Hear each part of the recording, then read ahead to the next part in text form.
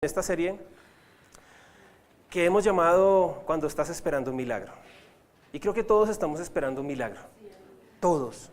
Un milagro ocurre y un milagro sucede cuando yo no puedo hacerlo. Por eso se llama milagro, porque yo no puedo hacerlo. Si yo pudiera hacerlo, entonces no necesitaría de la intervención de Dios para tener el milagro.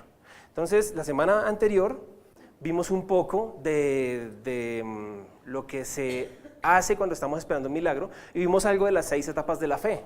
¿Sí se acuerdan?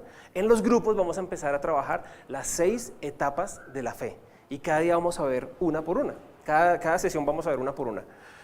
Ayer les envié un mensaje por WhatsApp anoche cuando estaba terminando de preparar el mensaje y el Señor me dio una frase y hoy vamos a hablar, el mensaje de hoy se llama Cuando todo se acaba.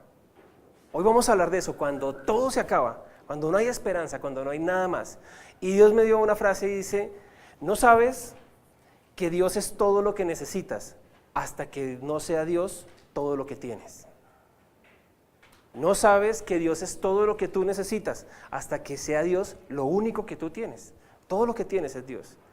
Si nosotros tenemos abundancia no necesitamos de Dios. Pero cuando no tenemos absolutamente nada sino a Dios, es cuando entendemos que lo que más necesitamos es Dios. Entonces hoy vamos a hablar de cuando las cosas, cuando todo se acaba. Si yo le preguntara a ustedes, ¿qué les hace falta hoy? Automáticamente sé que la mayoría de nosotros vamos a pensar en la economía. Me falta plata. Empezó el mes y estoy ya sin plata. ¿Sí o no? Me llegó la quincena o me llegó el mes y ya llevo la mitad. Entonces, si les dijera, ¿qué necesitan? Algunos dirían plata. Otros dirían tiempo. Otros dirían energía. Ando cansado. Otros dirían salud. Estoy con quebrantos de salud. Otros dirían necesito más amor. Necesito un abrazo. Necesito que me escuchen. Pero todos necesitamos algo, ¿sí? Entonces, hoy vamos a ver lo que se llama ¿qué hacer cuando los recursos se agotan? Porque a todos se nos van a agotar los recursos en algún momento de nuestra vida. Entonces, vamos a hablar de un personaje bíblico que se llama Elías. Elías es uno de los profetas mayores.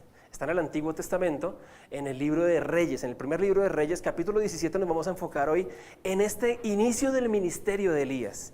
Y Elías, vamos a contextualizar un poco, Elías vivió 900 años antes de Jesucristo, vivió Elías. El pueblo de Israel fue el pueblo escogido de Dios, ¿cierto? El pueblo escogido de Dios y la promesa vino a través de Abraham. Y Haré una nación grande y él vino con la promesa. Pero siempre era gobernado por el patriarca, siempre era dirigido por el patriarca. Llega un momento en el que el pueblo de Israel le dice a Jehová, queremos un rey, porque todas las naciones tienen un representante, queremos un presidente, queremos alguien que ponga la cara por nosotros. Y entonces el Señor escogió a Saúl, que Saúl era un hombre más alto, casi que todo el pueblo le llegaba hasta el hombro a Saúl. Entonces Saúl era un hombre alto, era un hombre muy atractivo, muy buen mozo. Entonces el pueblo dijo, ese que nos representa lo escogemos como Mister Universo. Entonces escogieron a Saúl y Saúl era el rey. Pero Saúl cometió muchos errores porque a través de la envidia desobedeció a Dios, ¿se acuerdan de todo eso? Y luego vino y lo sucedió en el trono David. David era el chiquitín que con la onda mató al gigante y David era el compositor que calmaba y apaciguaba los espíritus que atormentaban a Saúl. Entonces vino el segundo rey que fue David. Y luego David entrega el trono a su hijo Salomón, ¿cierto? Ellos mantuvieron el reino de Israel unido. Era una sola nación, pero después que muere Salomón empieza a llegar otro rey y el reino se divide en el reino del norte y el reino del sur. El reino del norte seguía siendo Israel y el reino del sur pasó a ser Judá, entonces ya se dividió. Y la nación del norte, que era la nación de Dios, la que seguía siendo la nación de Dios, pasó 60 años donde tuvo 19 reinados diferentes. Y esos reinados tuvieron una característica especial que fue como las últimas 4 administraciones de Bogotá. O sea, un desastre total. Eso le pasó al pueblo de Israel, un desastre total. Pero a los 60 años después de que pasa esto, están 2 personajes que se llama Acab, que es el rey, y Jezabel, que es su esposa. Y ese par era peor que todos los alcaldes unidos. Uy, ese par era unas bellezas totales. Eran un desastre político, eran un desastre administrativo, pero lo peor de todo, eran un desastre espiritual. Tan desastre espiritual era que ellos tomaron dioses ajenos, dioses paganos, y pusieron y ordenaron que el pueblo de Israel, el pueblo de Dios, adorara a Baal. Imagínense, o sea, un desastre. Por eso digo, unidos los últimos presidentes con los últimos alcaldes, háganlos y licúenlos, y ahí salió Acab y Jezabel. Un desastre. Y aparece Elías en el camino. Dios llama a Elías y está empezando su ministerio y le dice, vaya ante el rey Acab y dígale lo que yo le mando a decir.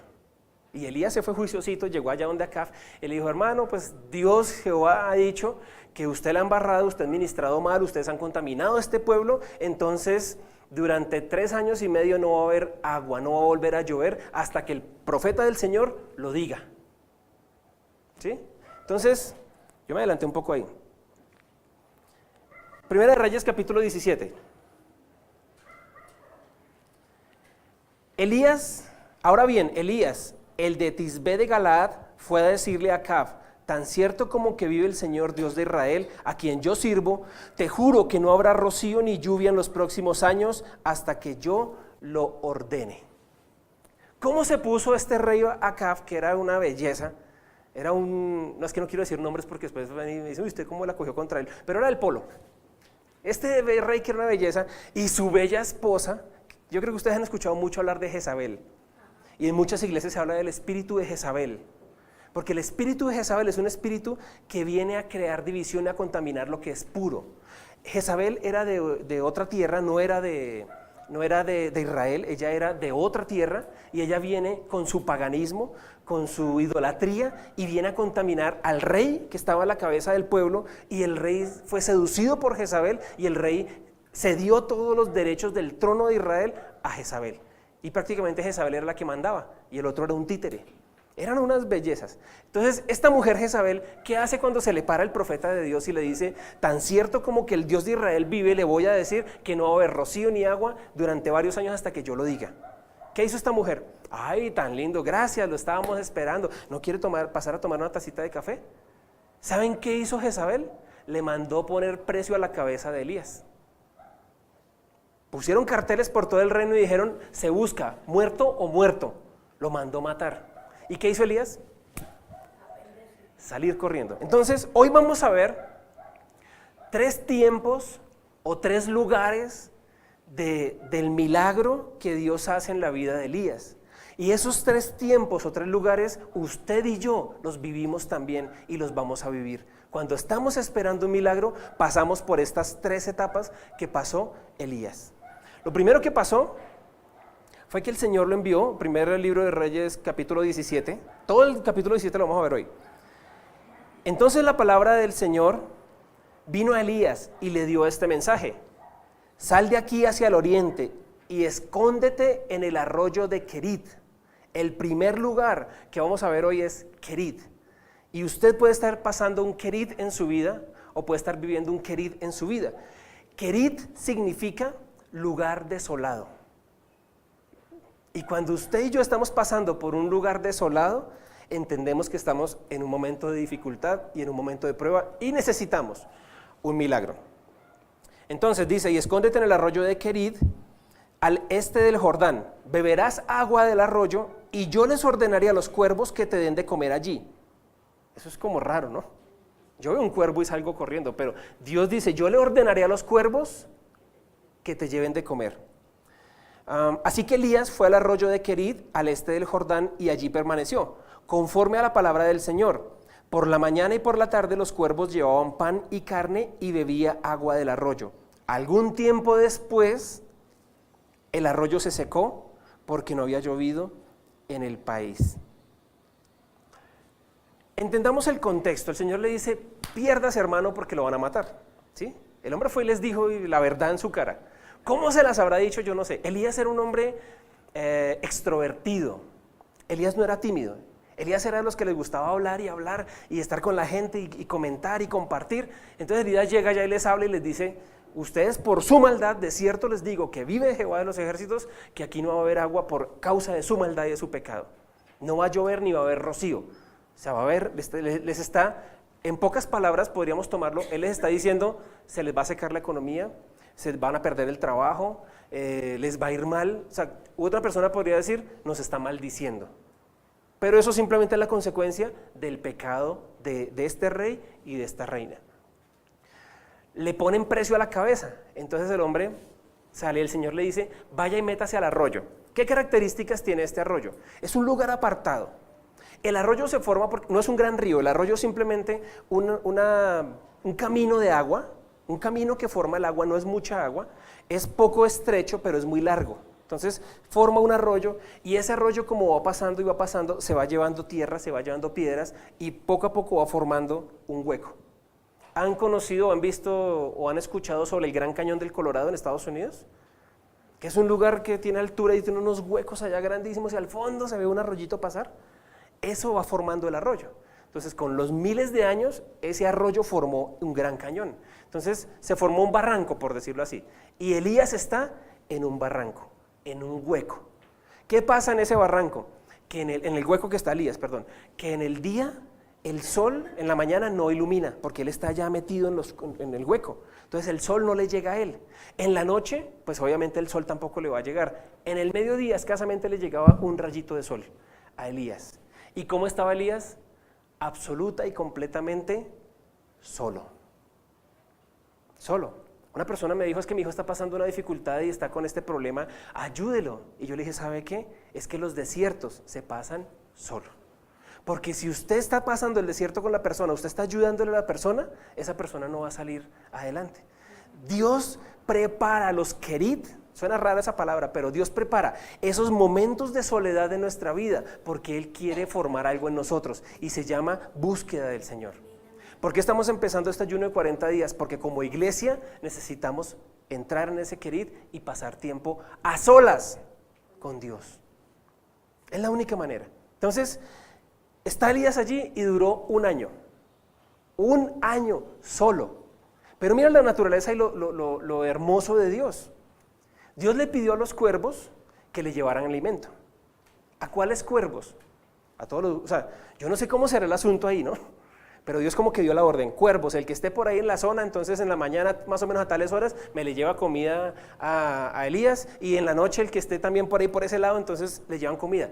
Pregunta, si estamos hablando que empezó la sequía, digamos que hubo alimento por el primer mes tal vez, porque los cultivos sin agua en 2 semanas se secan y se mueren.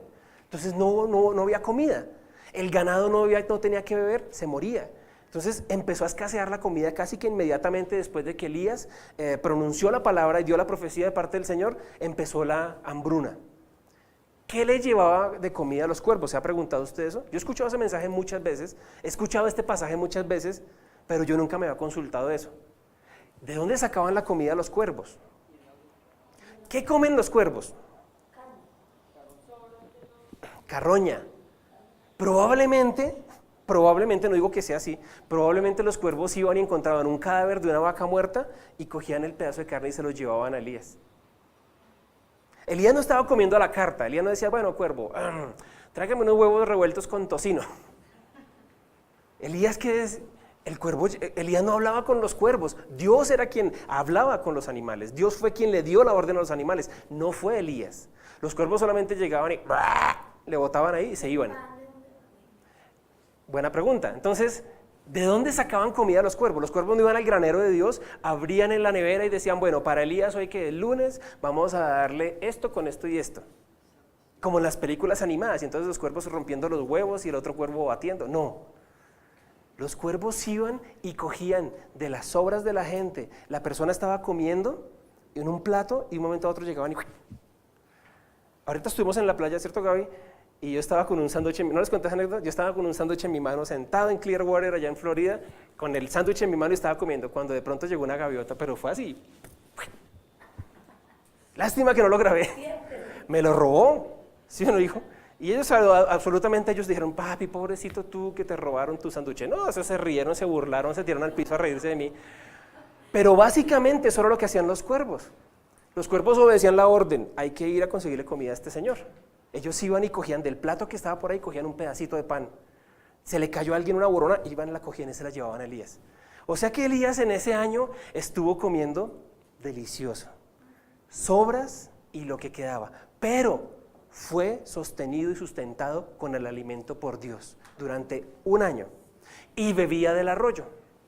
¿Sí?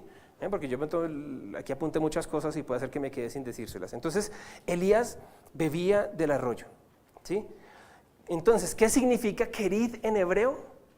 Alejado, apartado, solo. Entonces, es necesario a veces tomar esos tiempos de estar alejado, de estar apartado y de estar solo. Dice la palabra que Jesús diariamente se apartaba, o sea, él se alejaba de los discípulos y les decía, ustedes quédense aquí, yo me voy a orar. Porque él necesitaba estar solo en la presencia de Dios. Necesitamos diariamente buscar la presencia de Dios y clamar a la presencia de Dios y pedirle al Señor que nos ayude. ¿Sí? El Señor le dijo a Elías básicamente, necesitas un tiempo a solas conmigo, necesito reducir tu enfoque, necesito que dejes de estar afanado, necesito que te enfoques en mí, necesitas desarrollar tu vida interior, necesitas un tiempo a solas conmigo, necesito tu completa atención por un año, así que te voy a llevar a un arroyo. Dios a veces usa la oscuridad en tu vida para prepararte. Dios nunca desperdicia una oportunidad ni un dolor. Dios utiliza esos momentos para prepararnos. Cuando perdí el trabajo en la empresa, yo decía, pero ¿y qué voy a hacer?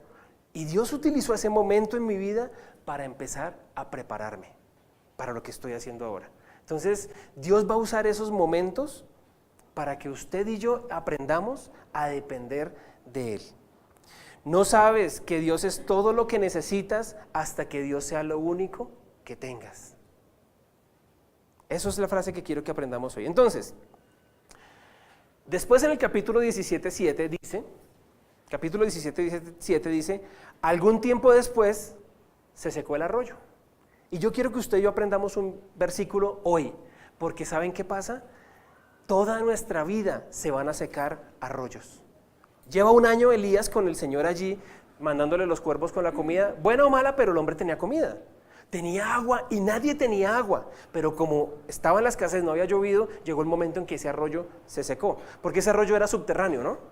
No era por la lluvia, el arroyo era subterráneo, brotaba el agua de abajo, pero el agua subterránea ¿de dónde se alimenta? De la misma agua que sedimenta, que llueve, sedimenta, se filtra y se purifica y nuevamente vuelve y sale. Pero como no estaba lloviendo y no caía agua, el arroyo se secó. Entonces, hoy quiero que usted aprenda y yo aprendamos este versículo de memoria. Primer libro de Reyes 17:7 dice, después de algún tiempo el arroyo se secó. ¿Cómo memorizamos un versículo? Diciendo el nombre del versículo al comienzo y al final. Entonces, primer libro de Reyes 17:7 dice, después de algún tiempo el arroyo se secó. Primer libro de Reyes 17:7. ¿Por qué debemos aprender esto? Porque muchas veces en nuestra vida el arroyo se va a secar. ¿Por qué Dios permitió que se secara el arroyo? ¿No piensa usted en eso? Pensémoslo en nuestra vida, pasamos una situación difícil, perdemos el trabajo, estamos apretados económicamente, pero el Señor de vez en cuando manda un cuervo. ¿No le ha pasado? A mí me ha sucedido muchas veces en mi vida. De vez en cuando Dios manda un cuervo. De vez en cuando tengo la fuentecita pequeñita, es un arroyito, no es un río, no es un diluvio de agua, es un arroyito que me da lo necesario para el día a día. Pero ¿usted se ha dado cuenta que a veces ese arroyo se seca? Hay gente que utiliza una expresión muy fuerte y muy complicada que dice, es que estoy tan de malas que falta que me orine un perro. Porque aparte de que se quedó sin trabajo, ahora lo sacaron de la casa. No sé, estoy especulando y diciendo cosas que pueden pasar. Y usted y yo hemos pasado por esas situaciones. Y aparte de todo esto, ¿me pasa esto? Cuando yo me quedé sin trabajo, yo le dije a mi esposa, entreguemos el apartamento. Porque yo no sé, el Señor me preparó, yo le decía a ella, yo sé que va a ser duro de aquí en adelante. Y entregamos el apartamento y la solución mía fue, vámonos a vivir a la casa de mi mamá. Pero no arrimados, no de gratis. Yo fui a hablar con mi mamá y me dijo, listo, le alquilo la habitación que usted tenía de soltero, pero me paga mensualmente. Estoy hablando hace 13 años atrás, casi 14 años. Me dijo, me paga 160,000 pesos. Dije, bueno, se los pago. Y nos armó una cocinita que teníamos que pasar por la terraza y nos mojábamos cada vez que íbamos a cocinar. Nos preparó una cocina. Y nunca bueno, eso es otro testimonio que después yo amo a mi mamá mucho. El asunto fue que al año, miren las cosas, al año de estar ahí, Y mamá me dijo, bueno, mijo, ya su hijo está aquí, usted nació, está muy bonito todo el asunto, pero yo necesito que me dé el favor y me desocupe. Dije, ¿pero por qué, mamá? Yo te estoy sin trabajo, Alexandra está sin trabajo, tenemos un niño de 1 año, ¿qué hacemos? Dijo, no, yo lo hago por el bien de usted, me hace un favor y se me van. Finaliza el mes y se van. Y mi Alexandra amaba a mi mamá. Uy, eso decía mi suegra tan linda, mi suegra tan hermosa, tu mamá es una belleza, me gustaría que tu mamá fuera mi mamá. Y yo también le decía, no, mi mamá, mira lo que es mi mamá es lo máximo. Yo no entendía, a mí me dolió mucho. Porque yo decía, ¿cómo es tan cruel que me viene a sacar a mí con un niño sin tener trabajo? O sea, yo decía, pero no tengo trabajo, yo lo tuviera, listo. No, es que mi hijo, usted ya está ganando tanta plata y vea usted aquí, váyase por su bien. No, ella sabía que no teníamos trabajo y dijo, se me van. ¿Y nosotros qué hicimos? Nos fuimos. Pero lo mejor que me ha podido pasar en la vida a mí y a mi familia es haber salido de la casa de mi mamá. Hoy lo agradezco, hoy lo entiendo, hoy lo cuento con gozo y con risa, pero en ese momento dolió. Dios cogió ese arroyo y me lo secó. Usted a veces no entiende por qué le pasan las cosas. Usted lo que hace es renegar y pelear, ¿pero por qué? ¿Pero por qué me pasa esto y ahora por qué me pasa esto? Debemos entender que Dios quiere que nos acerquemos a Él. Durante ese año de estar allá en la casa de mi mamá, me acerqué más a Dios. Durante ese año oré la oración de Jabes, que yo la he predicado aquí y la he compartido con ustedes, que Jabes fue más ilustre que sus hermanos, y Jabes le pidió al Señor que si su mano lo acompañara y si su favor estaba con él y lo bendijera, y yo oraba y le decía, Señor, ayúdame, y leí un libro que se llamaba La oración de Jabes, y en ese libro decía, usted debe ensanchar el sitio de su tienda. Entonces yo visualmente veía la carpa que yo conociera cuando estuve en el ejército, que armábamos cambuche. Entonces el cambuche es un plástico con un palo en la mitad y se clavan estacas a los lados. Entonces yo en mi mente comencé a quitar las estacas de mi tienda y las extendía. Y yo comencé a poner, y la primera estaca la puse en Ecuador, y la segunda estaca la puse en Centroamérica, y la tercera estaca la puse en Estados Unidos, y la cuarta en Europa. Y el primer país que yo visité fuera de Colombia fue Ecuador. Después estuve en Honduras y ahora he estado en Estados Unidos, ya perdí la cuenta. Pero lo que voy es eso, ese tiempo de Kerit, ese tiempo de desierto, ese tiempo de estar en un hueco, porque nosotros teníamos todo. Ustedes no lo conocieron cuando nosotros nos casamos, nosotros teníamos 2 carros, yo ganaba mucho dinero, estábamos muy bien. Y pasar de todo eso a tener un apartamento de 3 habitaciones, a pasar a una habitación con nuestra cama, la poltrona de la sala de este lado, la cuna de Gabriel aquí y el televisor allá y así apretado los 3, fue duro. Pero fue el tiempo en que Dios me llevó a ese hueco, a ese barranco, para entender que debía buscarlo a Él y depender de Él. Entonces, cuando pasamos esta primera etapa, aquí vamos a la segunda, que me estoy adelantando, este mensaje está largo, pero perdónenme. Ok. ¿Qué pasa? ¿Por qué los arroyos se secan? Vamos a ver 3 puntos de por qué los arroyos se secan. Número 1, los arroyos se secan para que yo no dependa del arroyo. Ya me adelanté un poquito, pero el arroyo se seca porque es que el hombre y la mujer, el ser humano, nos volvemos conformistas.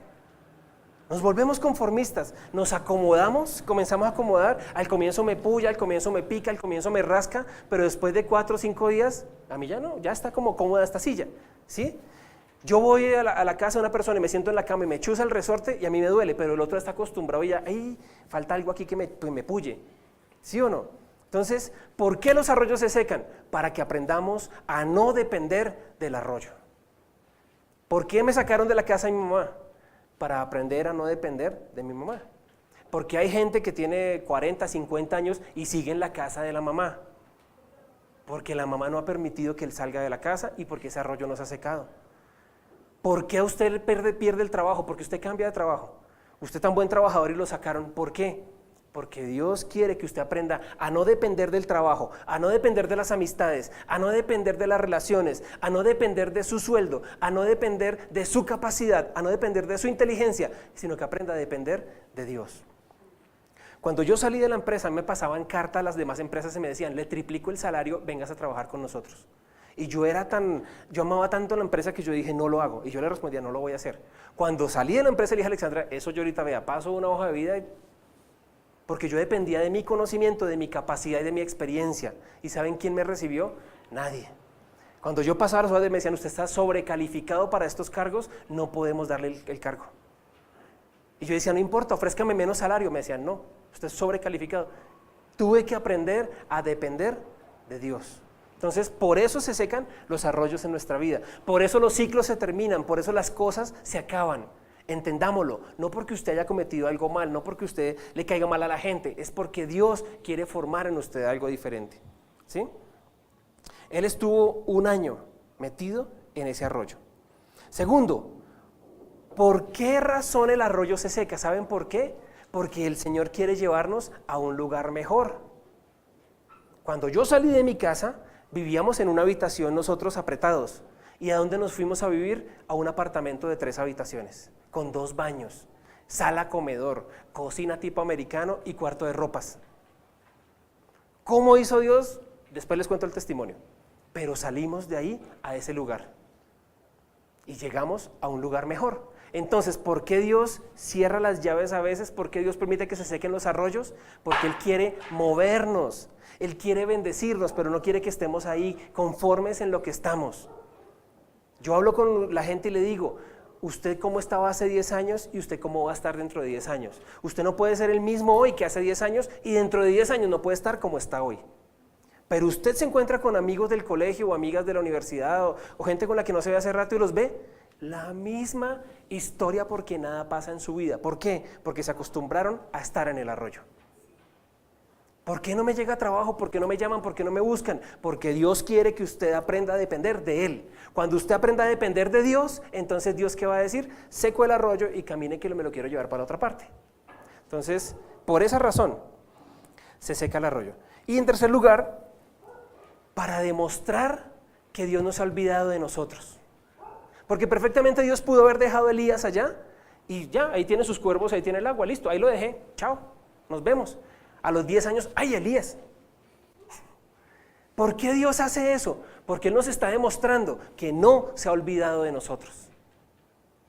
Cuando pasen esas cosas, usted no mire lo malo, usted mire qué es lo que Dios quiere hacer en su vida. Aprendamos a entender los tiempos de Dios.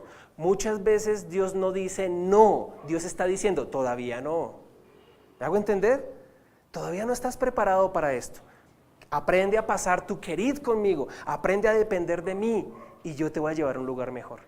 Entonces, Elías aprendió a depender de Dios. Elías ya empezó a conformarse, a relajarse porque él ya sabía que él no se postraba, Señor, ¿será que hoy me vas a enviar los cuervos?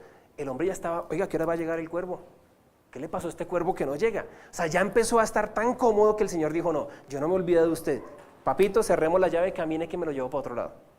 Por esa razón se seca el arroyo. Entonces, esto nos lleva al segundo lugar. El primer lugar es un barranco, ¿sí? Es un camino ahí seco, polvoriento, que tenía un poco de agua y se secó. El segundo lugar, miren lo que pasa con el Señor. Es el momento de inseguridad. Dice el primer libro de Reyes 17, 8 y 9. Entonces la palabra del Señor vino a él y le dio este mensaje. Ve ahora a Sarepta de Sidón, otra ciudad. Ve a Sarepta de Sidón y permanece allí. A una viuda de ese lugar le he ordenado darte de comer. Así que Elías obedeció y fue a Sarepta de Sidón. ¿Qué es lo interesante de esto?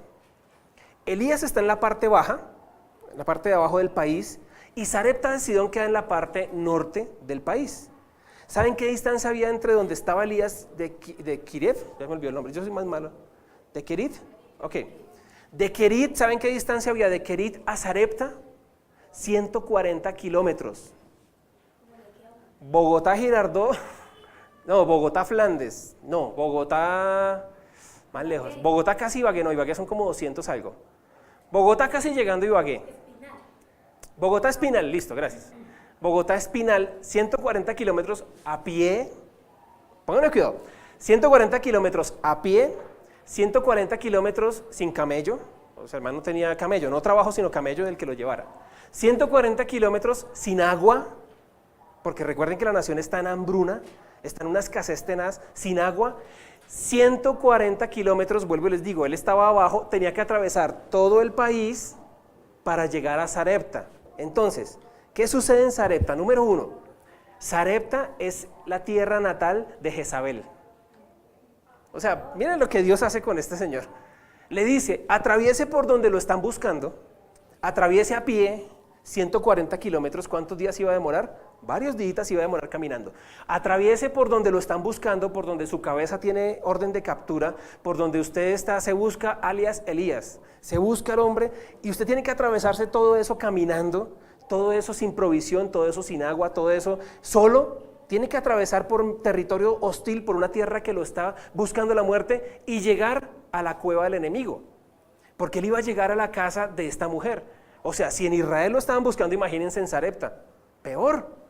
Entonces el Señor le dice, vaya como un favor y vaya para allá. Ese es el momento de la inseguridad, ¿sí? Después dijo, al llegar a Sarepta, una viuda muy pobre va a cuidar de ti. Entonces imagínense el pensamiento de Elías. O sea, Señor, me está sacando del arroyito que ahí estaba bien, ya tenía mi casita, yo ya tenía ahí bien organizadito, ya había puesto un florero, yo tenía bonito el arroyito, y me está sacando del arroyo. Me estás pidiendo que pases por la tierra esta caminando. O sea, aunque sea que los cuervos me levanten y me lleven volando. Bueno, me vas a mandar el cuervo todos los días, ¿dónde lo espero? ¿Cómo hago? O sea, ¿cómo es el asunto? ¿Qué hago? Entonces me estás mandando para allá. Aparte me llevas a la tierra de esta mujer y para que me proteja, para que me guarde, mandaste una viuda pobre. Ese es el panorama que le espera a Elías. Pero ¿qué característica tuvo Elías ante esto? Lo leímos al final. Dice, no, yo lo tenía acá. Dice Elías, así que Elías obedeció y él se fue a Sarepta. ¿Elías qué hizo? Yo me voy. Cuando yo trabajaba en la empresa antes de que saliera, me decían, usted tiene que ir a las naciones, usted va a ser pastor, usted tiene que predicar, usted tiene que compartir. Yo decía, claro, cuando me pensione. Sí, yo tenía armada mi vida, dije, cuando me pensione, yo le sirvo al Señor. Porque yo voy a quedar con una buena pensioncita, entonces tengo unos añitos todavía hasta que me pensione, entonces yo me pensiono y empiezo a servirle al Señor. ¿Y qué pasó a los días? Me secó el arroyo el Señor, me sacaron. Me echaron sin justa causa ni motivo alguno aparente y me sacaron de la empresa. Si a mí Dios me hubiera dicho, como se lo dijo Elías, bueno, Nelson, a partir del día que usted salga de la empresa, jamás en su vida volverá a recibir un salario, nunca más va a volver a saber lo que es tener prima, pensión, cesantías, vacaciones, va a pasar dificultades, va a tener momentos de escasez, pero quiero que aprendas a confiar de mí. Yo le hubiera dicho, ¿sabe qué? Mande a otro. Mande a otro, porque yo le hubiera dicho al Señor, no. ¿Por qué? Porque mi esposa está embarazada y va a tener un hijo. Entonces mande a otro. Yo no me le mido a ese paseo, pero el Señor sabía cuál era mi corazón y no me lo dijo, solamente me mandó. Y hasta el día de hoy nunca más volví a saber lo que era un salario, prima, vacaciones, cesantías, nada de eso. Pero el Señor, he aprendido a confiar en el Señor y el Señor me sustenta día a día. Entonces, Elías se va para allá. ¿Y qué pasa cuando uno atraviesa ese momento de dificultad? Cuando uno le toca y se empieza a pasar de castaño oscuro, porque aparte de que el hombre fue desterrado y está metido en un arroyo, aparte de que está comiendo sobras, aparte de que tiene solo un poquito de agua, aparte de que está solo en una cueva, ahora Dios lo saca de allá y lo hace atravesar por valle de sombra de muerte, como lo dice el Salmo 23. ¿Qué pasa y por qué Dios permite que nosotros atravesemos esos valles de sombra de muerte? Número 1. Cuando tenemos miedo en el camino, recordemos estas 3 cosas. Número 1, el camino al milagro siempre es a través de un territorio incómodo. El camino al milagro siempre es a través de un territorio incómodo. Los milagros no ocurren en su zona de confort, en su zona cómoda. Los milagros ocurren cuando usted no está cómodo. Cuando usted tiene su vida resuelta, usted no necesita un milagro. Usted necesita un milagro cuando está sin trabajo, cuando nadie lo llama, cuando la gente lo mira mal, cuando usted pelea con su pareja, cuando lo están llamando a cobrar, cuando los recibos empiezan a acumular. Ahí es donde usted necesita el milagro. Usted no necesita el milagro cuando usted tiene la plata con que pagar los recibos, ¿sí o no? El milagro lo necesita usted cuando usted no está cómodo, cuando usted no está controlando las cosas. Ahí es donde se necesita un milagro. Entonces, lo primero que debemos entender es que siempre es a través de un territorio incómodo. Si usted está atravesando un territorio incómodo hoy, es porque viene un milagro a su vida. Entiéndalo de esa manera. Elías iba a caminar de Samaria a través de la zona de Samaria y de Megiddo. Esa es la palabra que se utiliza para Armagedón. Imagínense, Armagedón significa la guerra. Imaginen cómo era la zona de Hermosa, que esa es la palabra, de ahí sacaron la palabra Armagedón. Entonces, Elías tenía que atravesar una zona muy hostil. Los milagros no ocurren cuando las cosas están cómodas, los milagros ocurren cuando las cosas no se sienten cómodas. Elías no le dijo a Dios, no, pues qué plan tan hermoso el suyo. Solo hay 3 cosas malas. Primero, que me está enviando en la dirección equivocada. Segundo, que me está enviando a la dirección incorrecta. Y tercero, que va a mandar a la persona incorrecta que me cuide. Elías, ¿qué hizo? Obedeció. Segundo, ¿por qué el Señor permite que nosotros pasemos por territorios de miedo, por territorios de inseguridad, por territorios que no conocemos? Porque la fuente de un milagro siempre es inesperada. Yo tengo una predicación que he enseñado en muchos lugares y se llama Aprende a confiar en el Señor abre el grifo de acuerdo a la necesidad que yo tenga y aprende a confiar en la fuente. ¿Sí? Los milagros ocurren siempre de la manera inesperada. ¿No le ha pasado a usted? Una vez el Señor mandó un cuervo a nuestra casa y llegó allá a golpear, dijo, chinazo, mire, le traigo un mercado. ¿Y usted por qué me lo trajo? Dios me dijo que le trajera un mercado. Los milagros ocurren de manera inesperada. Usted no va caminando y se encuentra un billete de 50,000. ¿A usted no le aparece plata en su cuenta? Yo les conté que a nosotros nos apareció dinero en nuestra cuenta.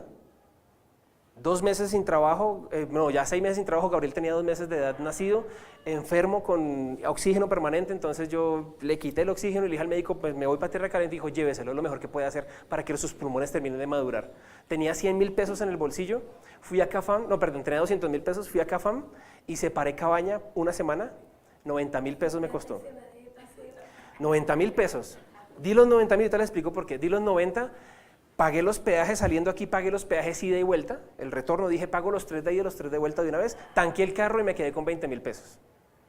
3 primeros días comiendo menudencias con pasta, esa era nuestra comida. Un gajo de cebolla y échele ahí y esa era nuestra comida. Y fui al cajero y le dije a Alexandra, yo no sé por qué, pero siento ir al cajero. Y metí la plata en Bancolombia, en Cafán, metí el cajero y yo dije, saldo, 0. Al otro día, Alexandra, ¿pero por qué molestas con el cajero? Y dije, voy a ir al cajero. Metí la tarjeta, saldo, 0. El 4.º día que ya no teníamos qué comer, fui al cajero. Con las monedas que teníamos compramos cebolla para hacer un caldo con papa. Metí la tarjeta y yo dije, yo no voy a pedir saldo. Retiro, cuenta de ahorros, y en esa época lo máximo eran 300. Dije, 300. ¿Y saben qué hizo el cajero? Y me los botó. Yo cogí la plata, saqué el recibo y... ¿Y no miró el saldo?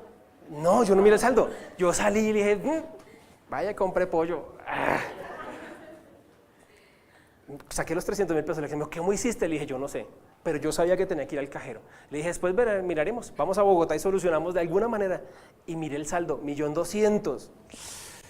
Y dije, no toquemos esa plata porque eso... Bueno, terminamos los 3 días de vacaciones felices, porque ya había dinero, ya podíamos comer, ya estábamos relajados, estábamos tranquilos. Cuando llegué aquí a Bogotá, llamé a Bancolombia, le dije, mire, qué pena, es que se equivocaron y me metieron una plata y yo me la gasté, qué pena. Entonces yo necesito saber qué hago en ese caso. Me dicen, no señor, a usted le consignaron de Fiducolombia. Yo no tengo ni idea qué es Fiducolombia. Llamé a Fiducolombia, mire, soy tal persona, mi cédula es esta, ustedes me consignaron un dinero, yo no sé por qué. Sí señor, usted se le consignaron de la empresa donde usted trabajaba, no digo el nombre porque estamos grabando. La empresa donde usted trabajaba. Entonces, ¿y por qué? Llamé a la empresa y hablé con la persona y dije, Martica, ¿me consignaron una plata de qué? Dijo, Nelson, es que cuando se despiden a los empleados y ustedes no pelean, usted firmó el acuerdo sin protestar, entonces todos los empleados tenían acciones de la empresa y sus acciones fueron liquidadas, fueron vendidas y se le consignó el dinero de sus acciones. Dios hace milagros de manera inesperada, porque yo ya había pasado el ahorro, yo ya había aprendido a estar dependiendo de Dios, ¿sí? Entonces, eso es lo que Dios quiere cuando estamos atravesando la tierra de miedo, es entender que los milagros vienen de maneras inesperadas. Lo tercero que nosotros debemos entender, Isaías 55:89 dice, porque mis pensamientos no son de ustedes, ni sus caminos son los míos, afirma el Señor. Mis caminos y mis pensamientos son más altos que los de ustedes, más altos que los cielos sobre la tierra. Una cosa piensa el burro y otra el que le va Una cosa pensamos nosotros y otra cosa es lo que piensa Dios. A veces creemos, Mary lo acabó de decir, sin plata y se gastó la plata para irse de viaje, son los pensamientos de Dios. Pero yo estaba pensando en el futuro de mi hijo. Y yo se lo dije a Alexandra, yo siento que debemos llevarlo a Tierra Caliente para que él se recupere rápido. Y el médico me dijo, váyase, y nos fuimos. Dice, este momento es en el tiempo que nosotros debemos aprender a entender que Dios es Dios y yo no soy Dios. Y esa frase me gustaría que usted la repitiera cuando esté pasando por esos momentos, repita esa frase. Dios es Dios y yo no soy Dios. Cuando usted se encuentre con que le cerraron la puerta en la cara, usted metas esa frase en su mente. Dios es Dios y yo no soy Dios. Cuando las relaciones vayan mal, usted entienda, Dios es Dios y yo no soy Dios. Cuando pierda el trabajo, Dios es Dios y yo no soy Dios. Porque Dios tiene pensamientos más altos que el cielo y la tierra para nosotros. Nosotros no lo entendemos. ¿Qué debemos hacer? Aprender a confiar en Dios. Nos montamos en una montaña rusa que era así como esta iglesia, todas las paredes negras y la luz apagada. Nos subimos, nos pusieron el coso ese y arrancó esa cosa toda y era todo oscuro. Sí, era una montaña muy burrosa que se llama Space Mountain y que es a través, es como ver como el planetario, pero uno en una montaña rusa. Pero ¿qué hace uno? Me monté en eso, ya no hay vuelta para atrás. Y cuando estamos en Dios, es así. Nos subimos en otra que yo subí el video en YouTube, en Facebook, ¿ustedes lo vieron? Nosotros nos subimos, nos sentamos, nos ponen eso y nos amarran y todo. Y yo dije, uy, si esto tiene tanta seguridad es complicado. Y arrancó subiendo y cuando arrancamos dije, Señor, ¿en qué nos metimos? Y ya, ¿qué podíamos hacer? Cuando arranca esa cosa y empieza a hacer vueltas y así, paró ese aparato, María me volteó a mirar, abrió sus ojos y dijo, en la vida me voy a montar en una vaina de estas. Pero así es la vida con Dios. ¿Qué tenemos que hacer? Usted se montó a esa cosa, usted no se puede bajar. Usted decidió creerle a Dios, usted no se puede bajar. Usted debe aprender a confiar en Él y usted vaya. Dios sabe los planes que tiene para usted y yo no lo sé. Dios es Dios y ni usted ni yo somos Dios. Lo tercero que aprendemos, perdóneme si me va a pasar, pero tengo que predicar todo lo que tengo para el día de hoy. La tercera cosa que debemos recordar cuando vamos en ese camino difícil, en ese camino tenebroso, en ese camino complicado es el formato o el orden de un milagro siempre es mandamiento, promesa, riesgo. Siempre, estúdielo, analice su vida y se va a dar cuenta. Dios le da una orden a usted. En algunas ocasiones lo dice audiblemente, en algunas ocasiones lo pone un sentimiento en su corazón y en otras ocasiones simplemente usted siente hacerlo. Dios le dice el mandamiento, luego hay una promesa aferrada a ese mandamiento, es que si Dios lo mandó, Dios lo va a cumplir, pero hay que tomar el riesgo. Hay que tomar el riesgo de hacerlo. ¿Sí? Entonces, siempre ese es el orden de las cosas. Luego de esto viene el paso de fe, porque sin fe es imposible agradar a Dios. Y sin fe es imposible tener un milagro. ¿Cómo logra tener usted un milagro? Con fe. Gabriel nació de 7 meses, 32 semanas, con hipertensión arterial, con membrana hialina, con EPOC. Nació con todo eso Gabriel. Me lo entregaron, fui el primero que lo vio antes que Alexandra. Yo lo vi, lo alcé y sus labios eran morados y me dijeron, ay, tenemos que llevarlo a la incubadora porque está un poquito morado. Lo metieron a la incubadora. Salió Alexandra, fuimos al cuarto, me pude quedar con ella esa noche y yo veía el niño, tan raro que el chino no aparece. Al otro día, oiga, venga, ¿y mi chino qué? No, está en la incubadora, pero ¿a qué hora me lo van a devolver? Al mediodía, oiga, doctor, qué pena, pero mi hijo, necesito el chino. No, baje por favor, vaya a cuidados intensivos, su hijo está en la UCI. El diagnóstico de Gabriel es, ese niño de pronto se salva, pero nació no tenía los pulmones madurados, entonces él no puede respirar si no es con una máquina. Tiene las arterias muy cerradas, entonces el corazón no alcanza a bombearle sangre a los pulmones y no le bombea oxígeno. Entonces, pues, si nos va bien, 3 meses acá metido. Pero el Señor me ha dado una promesa sobre Gabriel. El Señor me dijo un día, cuando yo estaba sin trabajo, estaba yo escuchando una predicación y el Señor dijo, y se va a llamar Gabriel Esteban porque llevará esperanza y paz a las naciones. Entonces yo me acordé, Dios me dijo que ese niño iba a ser de promesa. Entonces, ¿qué hice yo? Aferrarme a la promesa que Dios me había dado sobre mi hijo y activar la fe. Y le dije a los médicos, no, mi hijo sale de aquí pronto. Y Gabriel duró, ya ustedes conocen más el testimonio, salió a los 11 días de cuidados intensivos cuando dijeron que iba a estar 3 meses. Y me dijeron, de por vida va a usar inhalador, él no va a poder hacer deporte, él va a estar muy enfermo y ustedes lo conocen.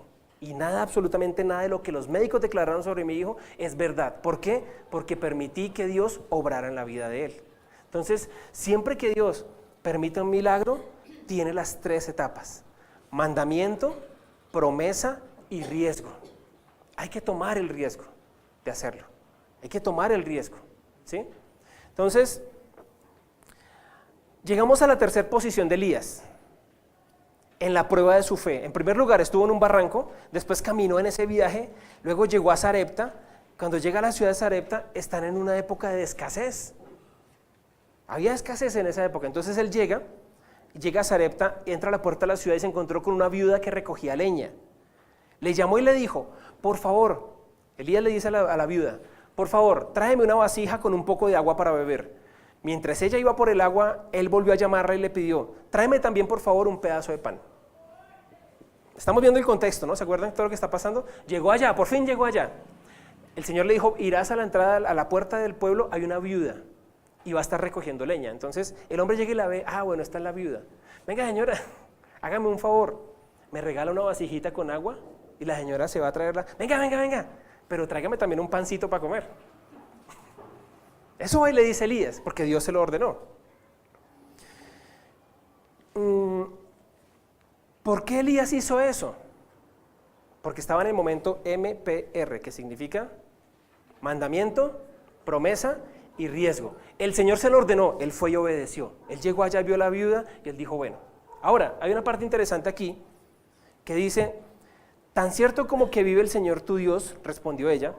Observen lo que ella dijo, tu Dios. Recuerde que ya está en un lugar pagano donde no adoraban a Dios, a Jehová, no lo adoraban. Ellos adoraban a los dioses ajenos, a los dioses paganos. Entonces ella le dice: tan cierto como que vive Jehová, el Señor tu Dios, o sea, el Dios de Elías, no me queda ni un pedazo de pan.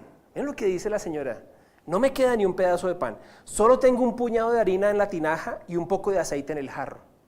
Es todo lo que ella tiene. Todo lo que tengo es harina y aceite, no tengo pan. O sea, me toca preparárselo, hermano, no tengo. Precisamente estaba recogiendo unos leños para llevármelos a casa, para hacer una comida para mi hijo y para mí. Será nuestra última comida antes de morirnos de hambre. La mujer está viuda y solamente tiene un poquito de harina y un poquito de aceite y un poquito de agua. Y ella le dice: tan cierto como que tu Dios vive, yo estaba yendo a recoger la leña porque era la última comida que voy a preparar. Y nos comíamos eso y nos moríamos. Miren la situación, o sea, ¿cómo así? ¿Dios de dónde va a sacar un milagro si...? No, pues la idea es que Dios le hubiera dicho: no, Elías, entonces ve caminando y llega a una casa grandísima donde tienen allá un circuito cerrado de televisión y timbras, y cuando abra la puerta van a caer 400 sirvientes y te van a dar calzado y te van a meter en un jacuzzi y te van a llevar uvas y te van a dar vino. Porque eso es lo que esperamos de milagro, ¿no? Que llegue alguien y diga: está pasando una necesidad económica, vea, tome, ¿cuántos millones que necesita? Eso es lo que nosotros creemos que Dios debería hacer. ¿Y por qué Dios me rodea con gente más vaciada que yo? Fíjense lo que pasa. Y esto es lo hermoso del plan de Dios. Él lo lleva a donde una mujer que estaba peor que él. Y este man dice: bueno, yo cumplo. Y Dios me dijo que le pidiera. Terrible, ¿no? Usted y yo no lo haríamos. Si llegamos a ese lugar y vemos que es una viuda, y la viuda, aparte de todo, la viuda me cuenta su historia. Alguien aquí, bueno, alguien que venía a la iglesia me dijo un día, me empezó a contar su historia, le dije: ¿sabe qué? Dejémoslo ahí, porque si yo le cuento la mía, usted llora más y usted termina me dando plata a mí. Le dije a la persona. Entonces llega Elías allá y la viuda le dice: no, pues, oiga, gracias señora, me hace un favor, me trae agüita y hay un sanduchito, si tiene por ahí se le enreda. Y ella le dice: pues es que es lo último que me quedaba y yo me iba a comer eso y ya iba a esperar la muerte. ¿Qué haría usted? No, tranquila, pues, no, cómaselo usted, ¿sí o no? Eso es lo que nosotros haríamos. No, pues ¿cómo se le ocurre? Pero Elías entendía el propósito de Dios, ¿sí? Entonces, no temas, le dijo Elías. Le responde a la señora: no temas, vuelve a casa y haz lo que pensabas hacer. Todo lo que tienes, el trozo de pan, haz lo que pensabas hacer. Toma esa harina y tomas aceite y haz lo que ibas a hacer. No te preocupes, hazlo. Pero antes prepárame un panecillo con lo que tienes y tráemelo. Luego haz algo para ti y para tu hijo. ¿Cómo así? ¿Elías no entendió que no tiene nada? ¿Sí se dan cuenta? La fe de Elías. Porque así dice el Señor, esa es la promesa, así dice el Señor, Dios de Israel, no se agotará la harina de la tinaja, ni se acabará el aceite del jarro, hasta el día en que el Señor haga llover sobre la tierra. Ella fue e hizo lo que había dicho Elías, de modo que cada día hubo comida para ella y para su hijo, pero también para Elías. Y tal como la palabra del Señor lo había anunciado por medio de Elías, no se agotó la harina de la tinaja, ni se acabó el aceite del jarro. Fíjense lo que está pasando. Elías le dice, vaya y haga lo que pensaba hacer, prepáreme el panecillo, pero también prepare para usted y para su hijo. La señora, pero ¿cómo así? O sea, este man solo alcanza para un pan, ¿cómo voy a preparar para mi hijo? Porque dice, vive Dios de Israel, que no se va a agotar, porque llegó su milagro, porque estamos en dificultad los dos, porque estamos pasando necesidad. Yo voy a ser bendecido para hacer bendición. ¿Me hago entender? Dios nos da a nosotros, no para que nosotros guardemos ni para que tengamos, sino para que nosotros compartamos. Y el momento de compartir es el momento en que no tengo nada. El momento de ser generoso es cuando no tengo nada. Si yo doy cuando me sobra, eso no se llama ser generoso, eso se llama dar lo que me sobra. Pero si usted llega, yo llego a su casa y usted tiene solo un huevo y usted parte ese huevo en dos, eso se llama ser generoso. ¿Me hago entender? Entonces, Elías entendió que él iba a ser bendecido para él bendecir a esta mujer. Y a ella no le importó, ella diría, pues a fin de cuentas yo me voy a morir, pues le doy la comida a este man y ya, yo no tengo problema. Ella dijo, yo creo en lo que el Dios de Israel dice a través de este hombre. Entonces, ¿sí ven la palabra, la promesa y el milagro en la vida de la mujer? ¿Ven el milagro en la vida de Elías? Mandamiento, promesa y riesgo. Mandamiento a la mujer, atiende a este hombre. Promesa, le dice Elías, te voy a dar. Y va a tener sobreabunde hasta que vuelva a llover. Nunca se va a acabar la harina y nunca se va a acabar el aceite. Y la palabra dice, que eso lo vamos a estudiar, eso es otro mensaje, que ella le dijo al hijo, va, traiga todo lo que tenga. Y llevaron todas las tinajas que tenían y se llenaban y se llenaban y se llenaban y se llenaban. Y cada vez que ella sacaba, sobrenaturalmente volvía y se llenaba. Y cada vez que ella sacaba harina para preparar pan, sobrenaturalmente volvía y se llenaba de harina. Es el mismo milagro que hace Jesús con la alimentación de los 15,000. Con 2 panes y 5 peces, o 2 peces y 5 panes, yo siempre me confundo ahí. Pero con esa poca comida el Señor oró y se multiplicó y sobreabundó luego hasta que 12 canastas sobraron. Entonces, eso es lo que mira Dios, el hacer un milagro, ¿sí?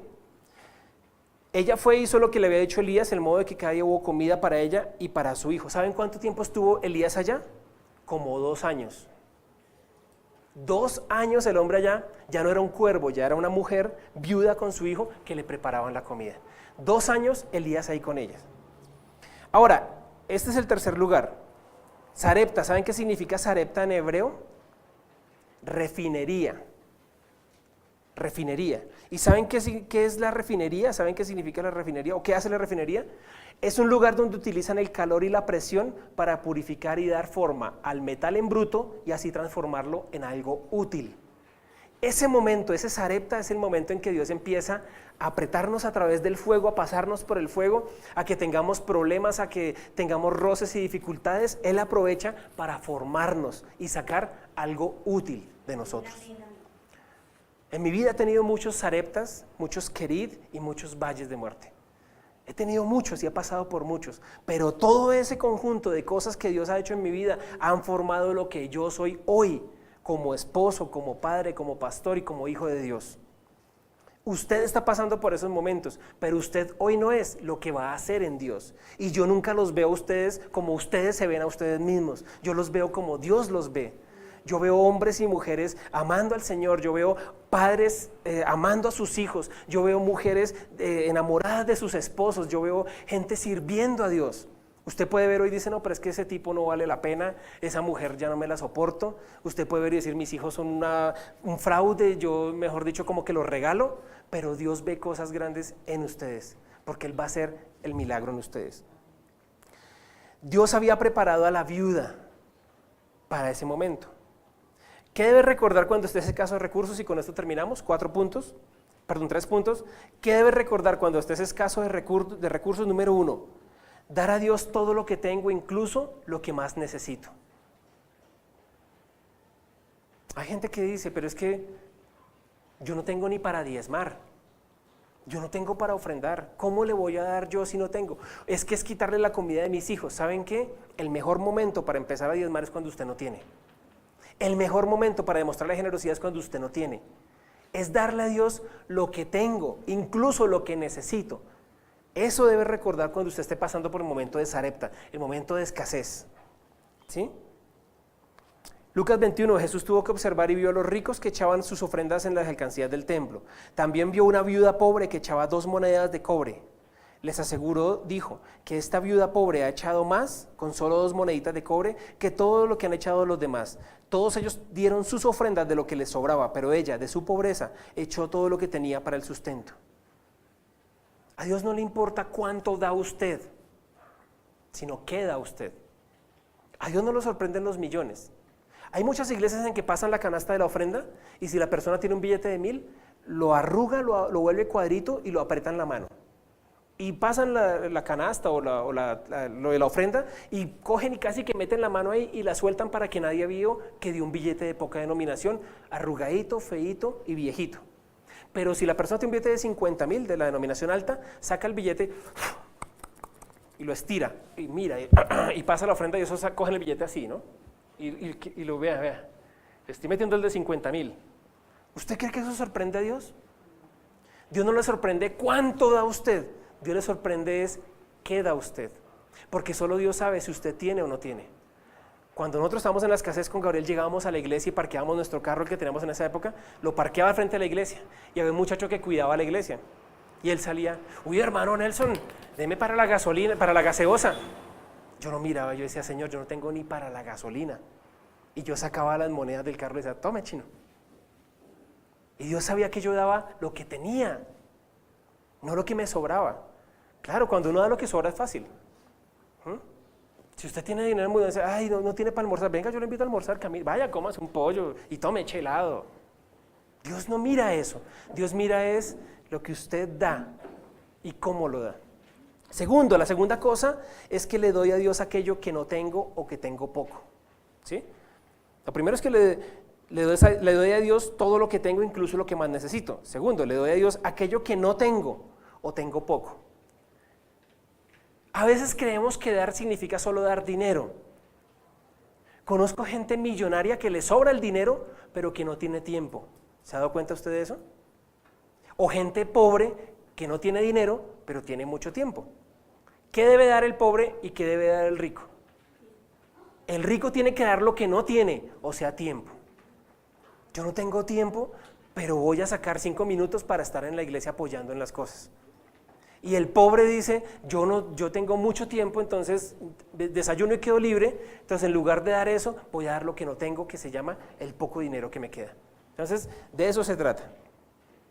Y número 3, la tercera cosa que debemos recordar es que no debo dar para recibir una bendición, sino para hacer una bendición.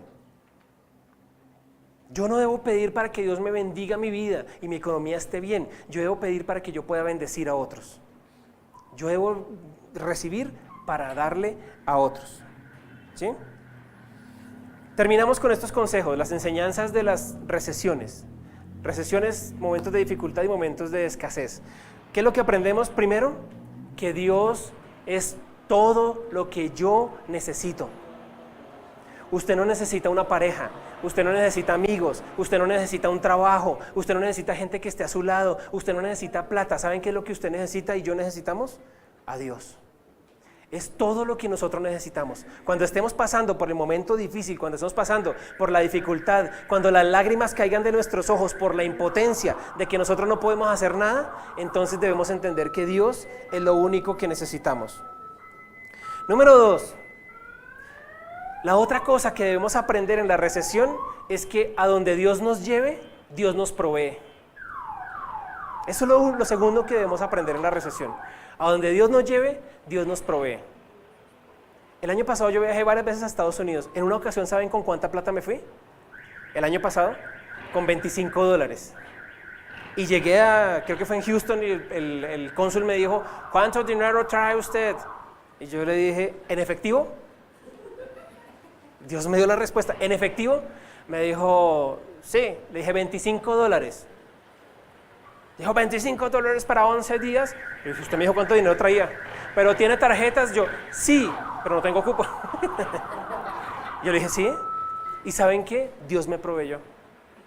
Y me fui con una maleta pequeña y llegué con 2 maletas grandes, llenas de cosas. A donde Dios me lleve, Dios me provee.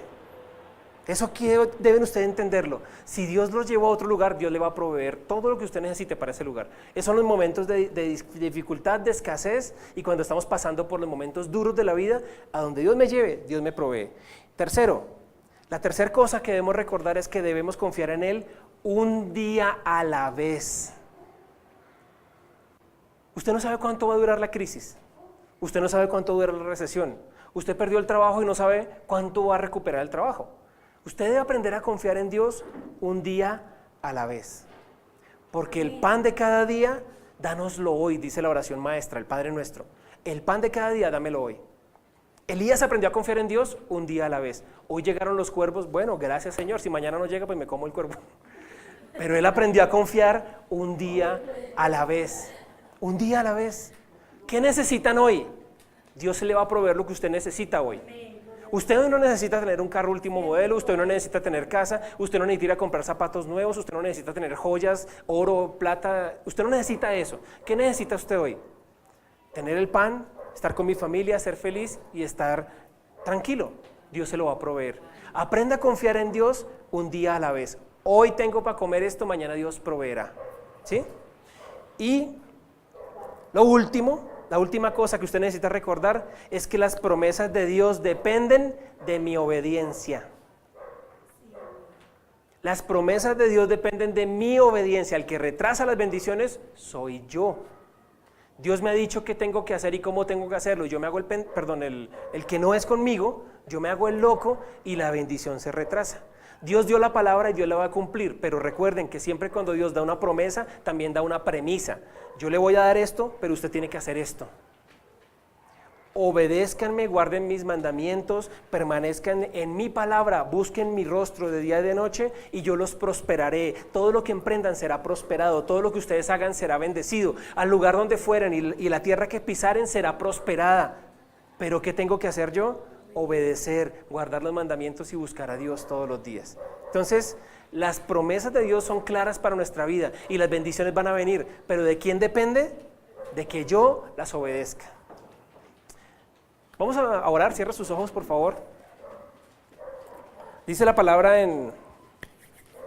creo que es Efesios, dice: mi Dios conoce todas mis necesidades. Dios sabe lo que usted necesita, no hay que decírselo, Él ya lo sabe. Y dice la palabra, así que Dios les proveerá de todo lo que necesiten, conforme a las gloriosas riquezas que tiene en Cristo Jesús. ¿Pero qué tengo que hacer yo? Obedecer. Cierra sus ojos y vamos a orar. Querido Dios, hoy hemos aprendido que las cosas que nos faltan en nuestra vida, las deficiencias, las carencias, el trabajo, el dinero, la salud, todas esas cosas que faltan, Señor, es una prueba de que tú me amas, de que yo te importo, de que estás prestando atención a nuestras vidas. Gracias, Señor, porque quieres evitar que dependamos del arroyo. Perdona si hemos aprendido a depender de nuestro trabajo o hemos dependido de nuestro conocimiento o de nuestras habilidades, Señor. Ayúdanos, Señor, a no depender de nadie más sino solo de ti. Gracias porque secas los arroyos y quieres cambiarme a un lugar mejor. A veces no lo entendemos, cuando estamos atravesando ese momento, no entendemos el por qué haces tú las cosas, pero eso nos ayuda a depender de ti y entendemos que nos llevas a un lugar mejor. Gracias, Señor, porque no te has olvidado de nosotros. En los próximos días, Señor, hay cosas que pueden causarnos un poco de miedo. Ayúdanos a darnos cuenta de que el camino hacia un milagro es a través de un territorio incómodo, de que el camino hacia un milagro es a través de la necesidad y de la dificultad. Quiero, Señor, que tú pruebes mi fe y que la fuente de milagro sea inesperada. Así que no quiero tratar de averiguar cuál es, yo solo quiero aprender a confiar en ti. Que la consecuencia hacia un milagro siempre es que tú das un mandamiento, pones una promesa y yo debo tomar el riesgo para que luego nuestra fe sea crecida, Señor.